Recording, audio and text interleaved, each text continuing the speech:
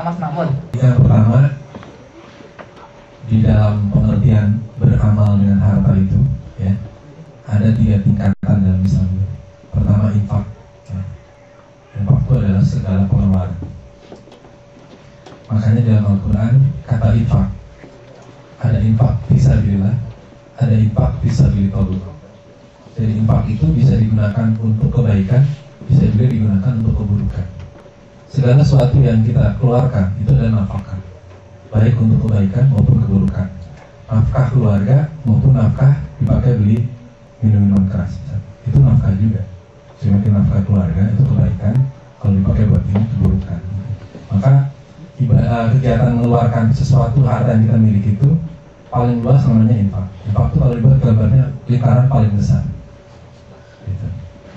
Khusus untuk yang infak kebaikan itu digunakan istilah sodaqoh dalam Islam.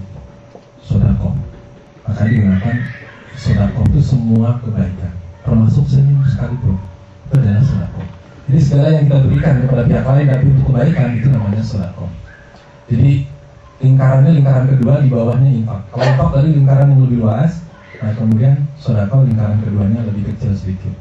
Zakat adalah pengeluaran untuk kebaikan yang khusus. Pengeluaran kebaikan untuk khusus. Khususnya kenapa? Karena sistemnya dibatasi. Siapa yang sudah nisab, sudah haul, jumlah tarifnya ditentukan 2,5%, 5%, 10%. Tujuannya juga ditentukan, yaitu asma fisabilillah itu sendiri. Karena itu dia kebaikan yang khusus. Beda dengan infak yang tadi yang agak sedekah tadi yang agak kebaikan. Karena itu zakat juga bagian dari sedekah. Karena zakat itu di lingkaran kecil dari lingkaran besar yang namanya sedekah kan. Sedekah ini merupakan bagian lingkaran besar dari infak. Jadi penggunaan kata inama sedekah juga karena zakat adalah salah satu bentuk sedekah. Dan menurut para ulama seperti itu. Nah, karena itu kemudian ketika ditambahkan tahsis paridatan min Allah itu menjadi jelas bahwa ini memang dimaksud adalah zakat. Gitu. Karena memang itu yang diwajibkan. Gitu ya. Jadi penjelasannya seperti itu. Kenapa kata di Al-Quran digunakan kata inama sedekah itu. Jadi karena zakat sendiri adalah salah satu bentuk sedekah. Kemudian zakat bisa digunakan untuk membangun gedung, fisabilillah dan semacamnya. Yang pertama soal membangun gedung dulu. Jadi sebenarnya prioritas kita kalau kita membuat kegiatan membantu orang miskin dalam infrastruktur itu tetaplah wakaf prioritasnya. Karena itu ketika doa bikin layanan kesehatan cuma-cuma rumah sakit itu gedungnya dari wakaf, operasionalnya dari zakat. Gitu. Jadi kalau membayar obatnya, dokternya itu digunakan zakat. Tapi gedungnya, alat-alatnya itu menggunakan wakaf. Sekolah juga demikian. Sekolahnya itu bangun gedungnya itu menggunakan wakaf, gitu ya. Operasional sehari-harinya menggunakan zakat. Terakhir pada muktamar zakat terakhir di Beirut kira-kira 2 bulan yang lalu atau 1 bulan yang lalu, hal ini diperkuat bahwa memang zakat wakaf itu digunakan untuk hardware, zakat itu digunakan untuk software. Gitu. Kalau kombinasi yang terbaik seperti itu, gitu.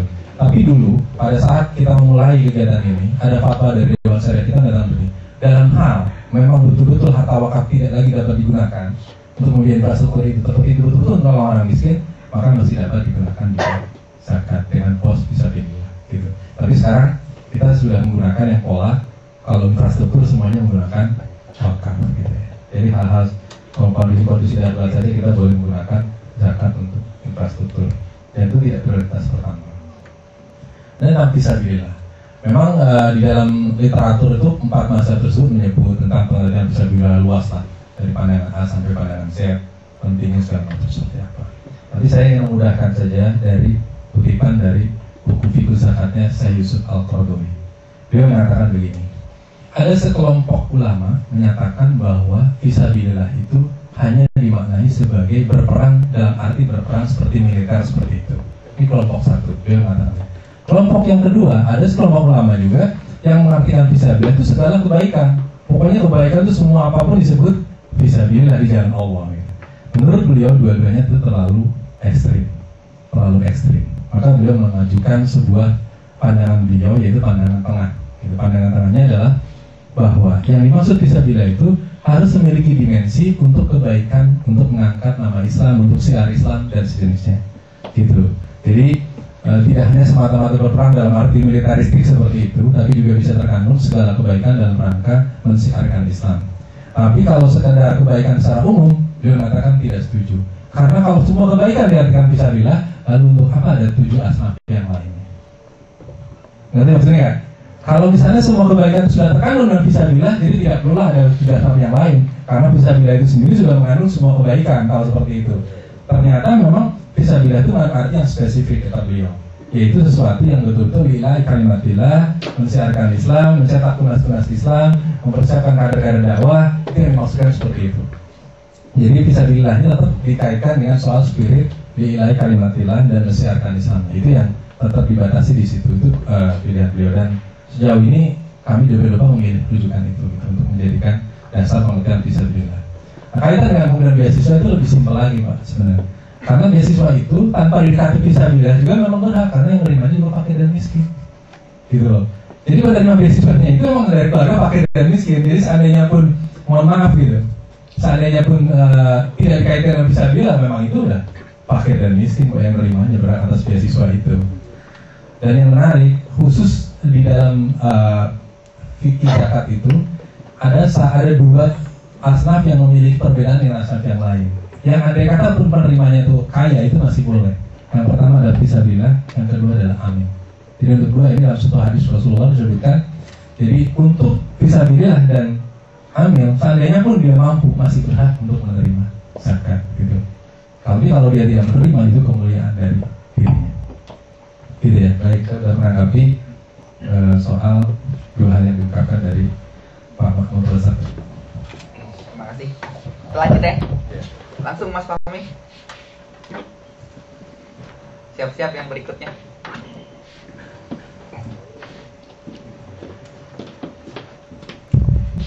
Assalamualaikum warahmatullahi wabarakatuh.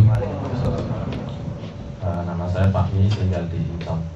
Yang saya tanyakan mungkin tadi follow up dari pertanyaan pertama. Berarti tidak salah apabila kita berniat, karena memang yang selama ini kita lebih mengetahui adalah tentang pentingnya sodako. Apalagi beberapa waktu lalu Ustadz Yusuf Mansur datang ke sini dan memberikan tausiahnya tentang pentingnya sodako. Jadi tidak salah apabila kita melakukan sodako tanpa dengan disertai niat zakat. Itu sudah termasuk include zakat. Mungkin itu mempertegas pertanyaan yang pertama. Kemudian pertanyaan saya pribadi tentang zakat canghagem. Maaf, canghagem itu bahasa Korea. Beasiswa. Nyun sewu, saya sendiri penerima beasiswa. Dalam hal ini mungkin saya mustahik gitu ya. Sedangkan mustakina adalah pemerintah Korea mungkin. Karena saya dapat beasiswa dari pemerintah Korea. Apakah saya ingin mengetahui seberapa detail zakat yang harus saya berikan dari beasiswa yang saya terima. Apalagi beasiswanya itu kan meliputi tuition fee atau biaya pendidikan, kemudian biaya dormitory sekaligus biaya living cost saya. Mungkin seperti itu. Terima kasih. Assalamualaikum warahmatullahi wabarakatuh.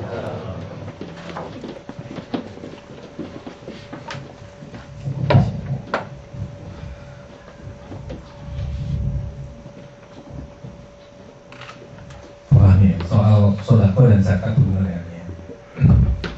Jadi sebenarnya niat itu kan di hati ya. Niat itu di hati, bahkan tidak diucapkan juga tidak apa-apa. Jadi maksud saya, yang penting itu adalah sejak awal kita mengingatkan begitu nggak, bahwa setiap sedekah kita itu bagian dari zakat. Kalau memang dari awal kita mengingatkan seperti itu, ya itu sudah niat berzakat juga. Karena sejak awal kita juga menyatakan setiap sedekah kita mengandung zakat kita.